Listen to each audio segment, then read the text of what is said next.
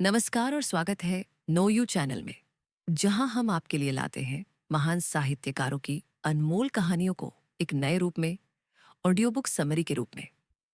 आज हम लेकर आए हैं हिंदी साहित्य के सम्राट मुंशी प्रेमचंद की एक मार्मिक और यथार्थवादी कहानी, घर जमाई। ये कहानी एक ऐसे व्यक्ति की है जो अपनों के बीच पराया हो गया, जिसने प्रेम त्याग और सेवा से अपना घर बसाया, लेकिन बदले में पाया सिर्फ तिरस्कार और अपमान। आइए चलते हैं इस गहराई से भरी, दिल को छू लेने वाली कहानी की ओर। हरिधान जेठ की दोपहरी में ऊख में पानी देकर लौटा था और बाहर बैठा था। घर के अंदर से धुआं उठता दिख रहा था। छन छन की आवाजें आ रही थीं। उसके दोनों साले, फिर उनके लड़के आए और सीधे घर के अंदर चले गए। लेकिन हरिधान, वो वहीं बाहर बैठा रह गया। पिछले 1 महीने से जो बर्ताव उसके साथ हो रहा था और कल की वो फटकार जिसने उसके आत्मसम्मान को रौंद डाला था, वो उसकी रूह में जंजीर बनकर जकड़ी हुई थी। कल उसकी सास ने ही कह दिया था, मेरा तो तुमसे जी भर गया। तुम्हारी जिंदगी का ठेका मैंने थोड़े ही ले रखा है। और सबसे दुखद, उसकी अपनी पत्नी, जिसने सब कुछ सुना लेकिन कुछ नहीं कहा। उसने एक बार भी नहीं कहा, अम्मा आप क्यों इन्हें अपमानित कर रही हैं। बस चुपचाप सुनती रही। शायद अंदर ही अंदर खुश भी हुई। हरिधान सोच रहा था, अब वो इस घर में कैसे जाए। क्या फिर वही गालियां, वही फटकारे सहने को? 10 साल, जी हाँ, पूरे 10 साल वो इस घर में रहा, लेकिन आज उसका कोई मोल नहीं। वो कहता है, मैं किसी से कम काम नहीं करता। दोनों साले मीठी नींद सोते हैं। मैं बिलसानी करता हूं, पानी देता हूं, खेत काटता हूं, लेकिन इन सब के बदले उसे मिलती है सिर्फ उपेक्षा और अपमान। उसे जो भूख लगी थी, उसका कोई परवाह नहीं। जब उसकी पत्नी गुमानी ने कहा, खाने को बुलाने आई हूं, तो हरिधान ने देखा उसके सालों और उनके बच्चों ने खाना खा लिया था। उसे आग सी लग गई। क्या अब मैं इनके साथ बैठकर भी नहीं खा सकता? क्या मैं इनका कुत्ता हूं? वो सोचता है, कभी इसी घर में मेरा कितना आदर सत्कार होता था। साले गुलाम बने रहते थे, सास मुंह जोती थी, पत्नी पूजा करती थी। आज ये हाल है। उसने अपना सब कुछ इस घर के लिए गंवा दिया, अपनी जमीन जायदाद भी। और अब जब कुछ नहीं बचा, तो उसे रोटी भी नहीं दी जाती। हरिधान को आज अपनी माँ की याद आई। 10 साल पहले जब उसकी माँ का देहांत हुआ, वो 16 साल का बालक था। तभी उसे पहली बार एहसास हुआ कि वो कितना निस्सहाय है। उसका अपना घर, अपना बचपन, सब सूना हो गया। उसकी नई माँ आई, एक सौतेली माँ, और जीवन में अंधेरा छा गया। वो घर छोड़कर ससुराल आ गया। यहाँ उसे फिर से माँ जैसा स्नेह मिला। उसकी सास उसे बेटा कहकर बुलाती, दुलार करती, लेकिन वो भी सिर्फ तभी तक जब तक उसके पास धन था। आज वही लोग उसे तिरस्कृत कर रहे हैं। हरिधान सोचता है, क्या मेरी पत्नी यही है जिसके लिए मैंने सब कुछ छोड़ दिया? क्या यही घर है जिसके लिए मैंने अपना आत्मसम्मान गिरवी रख दिया? उसकी सास कहती है, हमने बेटी ब्याही है, तुम्हारी जिंदगी का ठेका नहीं लिया। हरिधान सोचता है, हरिधन के दिल में यह विश्वास जम चुका था कि उसकी सास जी उसे अपने बेटों से भी ज्यादा चाहती हैं। बाप के मरते ही वह अपने गांव गया और अपने हिस्से की जायदाद को बेचकर रुपयों की थैली लेकर वापस लौट आया। सास ससुर का अब उसका दोगुना सत्कार होने लगा। वो थैली, वो त्याग, जैसे उसके जीवन को नया अर्थ दे गए। उसने अपनी पूरी संपत्ति सास के चरणों में अर्पित कर दी और घर जमाई बनकर अपने जीवन को एक नई दिशा दे दी। अब तक उसे कभी कभी अपने घर की याद आ जाया करती थी, लेकिन अब वह बीती बातें जैसे किसी दुःस्वप्न की तरह विस्मृत हो गई थीं। वह अब घर के लिए पूरा समर्पित था। सबसे पहले उठना, सबसे अधिक काम करना, उसका समर्पण, उसका परिश्रम देखकर गांव के लोग तक चकित रह जाते। लोग कहते, भाग्य हो तो ऐसा ऐसा जमाई मिल जाए तो क्या कहना। लेकिन जैसे जैसे समय बीतता गया, वह सम्मान, वह आदर धीरे धीरे खत्म होने लगा। पहले वह घर में देवता था, फिर मात्र एक आदमी, और अब एक नौकर जैसा हो गया था। रोटियों तक में भेदभाव होने लगा। अपमान की पीड़ा गहराने लगी। हरिधन सोचता, अगर ये घर भूखा मर रहा होता और मैं भी भूखा मरता तो कोई बात नहीं, लेकिन जब देखता हूं कि सब लोग अच्छे से खा रहे हैं, मुस्कुरा रहे हैं, और मैं ही दूध की मक्खी बन चुका हूं, तो दिल से एक ठंडी आह निकलती है। उसकी उम्र अभी सिर्फ 25 साल की थी और उसे समझ नहीं आ रहा था कि जिंदगी के इतने साल इस घर में कैसे कटेंगे। उसकी पत्नी गुमानी, जिसने कभी उसकी ओर स्नेह से देखा था, अब उसकी ओर से मुंह फेर चुकी थी। यह उस विपत्ति का सबसे क्रूर दृश्य था। उधर हरिधन भूखा प्यासा घर के कोने में बड़ा तड़प रहा था, और इधर घर के अंदर सास और सालों के बीच उसकी आलोचना हो रही थी। बड़ा साला बोला, ये हमसे बराबरी करता है क्या? हमने उसकी जिंदगी भर का ठेका ले रखा है। 10 साल हो गए, कितने हजार खा चुका होगा। छोटा साला बोला, मजदूर हो तो ठीक है, लेकिन इनसे कोई कुछ कहे तो भी बुरा लग जाए। पता नहीं कब पिंड छूटेगा इसका। गुमानी, जो पहले अपने पति से प्रेम करती थी, अब वही बातें सोचने लगी जो घर वाले बोलते थे। अगर हरिधन 4 पैसे कमा कर लाता तो आज इस घर में उसका भी सम्मान होता और मैं भी रानी बनकर रहती। कुमानी की सोच अब बालपन जैसी नहीं रही थी। उसका घर वही था, वही लोग थे, वही सोच थी, और वह भी उसी नजरिए से अपने पति को देखने लगी थी। 10 साल में कितना दिया उसने, और जो दिया वह भी उड़ गया। 2 लोग क्या साल भर में 200 रुपए भी ना खा जाएंगे?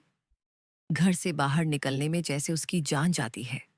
सोचते हैं कि जैसे पहले पूजा होती थी अब भी वैसी ही होगी, लेकिन जमाना बदल गया है।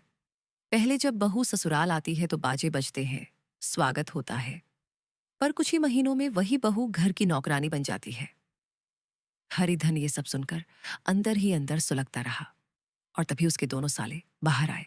बड़े साले ने कहा, भैया उठो, तीसरा पहर ढल गया है, सारा खेत पड़ा है, कब तक सोते रहोगे? हरिधन का गुस्सा अब फूट पड़ा। क्या तुम लोगों ने मुझे उल्लू समझ रखा है?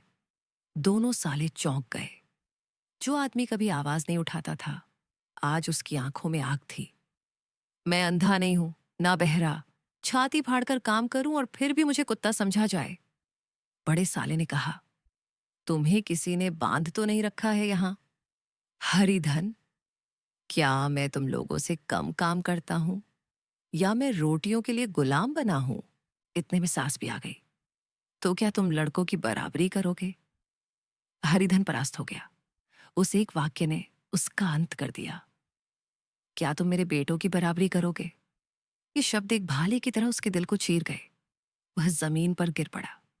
कोई उसे उठाता रहा, समझाता रहा, पर हरिधन न उठा। वह घर के बाहर कुएं के पास पड़े एक टाट को उठाकर अलग जा लेटा, अकेला, टूटा हुआ। रात गहराती जा रही थी, आकाश में तारे झिलमिला रहे थे। वह बाल्यावस्था याद कर रहा था, जब वह भी ऐसे ही तारों को देखकर खेला करता था। लेकिन अब उसके जीवन का कोई खेल नहीं बचा था। अब वह सिर्फ एक सवाल बन गया था, क्या मैं तुम्हारे बेटों की बराबरी कर सकता हूं? उसके मन में बाल स्मृतियां किसी झिलमिलाते आकाश की तरह उभर आई। वो छोटा सा घर, आमों का वो बाग जहां वह केरिया चुना करता था, वो मैदान जहां कभी मासूमियत से कबड्डी खेला करता था, सब कुछ उसकी आंखों में चलचित्र की तरह घूमने लगा। और तभी जैसे सामने उसकी स्नेहमयी मां खड़ी हो गई हो। उन आंखों में करुणा थी, दया थी, जैसे कह रही हूं, आजा मेरे लाल। हरिधान को ऐसा प्रतीत हुआ जैसे उसकी मां उसे सीने से लगाने के लिए अपने बाहें फैला रही हैं। उसकी आंखें छलक पड़ी। वह फूट फूट कर रो पड़ा, और उसी आत्मविभोर दशा में उसके होंठों से निकल पड़ा सॉफ्ट विस्पर, अम्मा, तुमने मुझे कितना भुला दिया। देखो, तुम्हारी इस लाल की क्या दशा हो गई है। वहां मेरे लिए क्या कोई जगह नहीं रही। सहसा गुमानी की कठोर आवाज आई, क्या सो गए? चलकर खा क्यों नहीं लेते? कोई कितना देर तक तुम्हारे लिए बैठा रहेगा? हरिधान का सपना टूट गया। वह फिर उसी कड़वे यथार्थ में लौट आया। वही टूटा फूटा कुआं, वही गंदा टाट, और गुमानी सामने खड़ी थी, अपने स्वार्थ से भरी नजरों के साथ। हरिधान उठ बैठा। उसके भीतर जैसे कोई तूफान उमड़ आया हो। मैंने कह दिया था, मुझे भूख नहीं है, अब इस घर का एक कतरा पानी भी नहीं पीऊंगा। तू चलेगी मेरे साथ? या नहीं? गुमानी सहम गई। उसकी आवाज कांप गई। कहाँ जा रहे हो? हरिधान, तुझे बताने की जरूरत नहीं। जाना है तो चल, वरना अब मैं चला। हरिधान बिना पीछे देखे निकल पड़ा। गुमानी पुकारती रही, सुनो, सुनो। लेकिन हरिधान अब उस जीवन को पीछे छोड़ चुका था। 30 मील की दूरी उसने सिर्फ 5 घंटे में तय कर ली। जब अपने गांव की अमराई के पास पहुंचा तो उस वायु में, उस मिट्टी में, उस वातावरण में उसे अपनी मां की गोद का स्पर्श महसूस हुआ। वह आम के उस पेड़ के नीचे बैठ गया जहां कभी वह बैठकर हाथी की सवारी किया करता था, और जमीन पर सिर झुकाकर रोने लगा, मानो अपनी व्यथा अपनी मां को सुना रहा हो।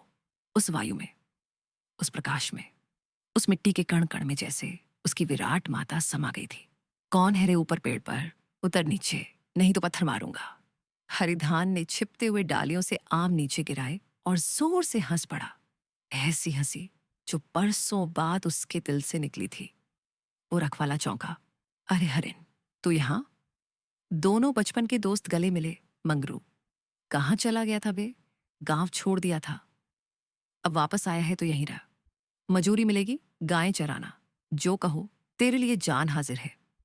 हरिधान हंसते हुए, मंगरू, इनामों का स्वाद कहीं और नहीं मिलता। अब की ऐसी मेहरिया लाऊंगा कि सब कहेंगे, वाह भाई वाह। घर पहुंचा तो उसके छोटे भाई दौड़कर बोले, भैया आ गए, भैया आ गए। उस घर की दहलीज पर कदम रखते ही उसे मां की गोद में बैठने सा अनुभव हुआ। वो घर जिसे एक दिन छोड़कर गया था, आज बाहें फैलाए उसका स्वागत कर रहा था। वे माता, बेटा तुम आ गए, हमारे भाग्य खुल गए। अब इन बच्चों को पालो, माँ का ना सही, बाप का नाता तो है। मुझे बस एक रोटी दे देना, मैं एक कोने में पड़ी रहूंगी। हरिधान ने उनकी आंखों में अपनी मां की झलक देखी। अगले दिन हरिधान फिर कंधे पर हल लिए खेत की ओर निकला। चेहरे पर गर्व, आंखों में आत्मविश्वास। अब वह आश्रित नहीं था, आश्रयदाता था। एक दिन उसने सुना, गुमानी ने दूसरा घर कर लिया। हरिधान शांति से, बहुत अच्छा हुआ, भगवान ने मेरी सुन ली, अब उसका मुंह कभी ना देखूंगा। आपने सुनी मुंशी प्रेमचंद की कालजयी कहानी, घर जमाई। एक ऐसे युवक की कहानी जो जीवन की ठोकरों से टूटता नहीं, बल्कि उनसे सीखकर खुद को नया जीवन देने की हिम्मत करता है। ये कहानी है स्वाभिमान, आत्मसम्मान और परिवार के सच्चे रिश्तों की, जहां मां की स्मृति, गांव की मिट्टी और बाल्यकाल की सरलता किसी भी घाव को भर सकती है। अगर आपको यह ऑडियो बुक सारांश पसंद आया हो तो कृपया लाइक करें, शेयर करें और हमारे चैनल नो यू को सब्सक्राइब करना न भूलें। हम लेकर आएंगे और भी प्रेरणादायक कहानियां, किताबों के सारांश और अद्भुत साहित्यिक अनुभव। धन्यवाद।